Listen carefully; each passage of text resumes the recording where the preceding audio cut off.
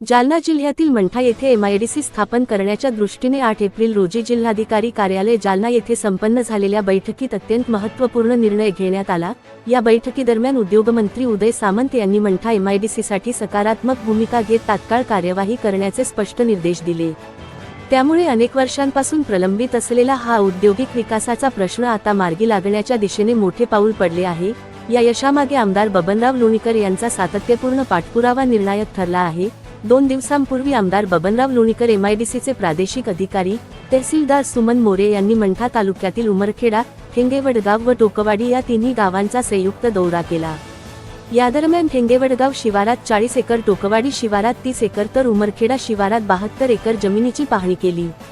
त्यातील उमरखेडा या गावापासून जालना जिंतूर नांदेड राष्ट्रीय महामार्ग 4 किलोमीटर, समृद्धी महामार्ग 6 किलोमीटर, शेगाव पंढरपूर राष्ट्रीय महामार्ग 3 kilometre, Jalna dry port 50 kilometre, Partur railway station 25 kilometre, Chhatrapati Sambhajinagar विमानतळ 120 किलोमीटर, एमआयडीसीसाठी पाण्याची तरतूद असलेल्या 95 गाव वॉटर ग्रीडचे जलशुद्धीकरण केंद्र 2 किमी वीज पुरवठा करणारे 132 केव्ही 2 किलोमीटर अंतरावर आहे, अशी माहिती देखील आमदार बबनराव लोणीकर यांनी उद्योग मंत्री उदय सामंत यांना दिली।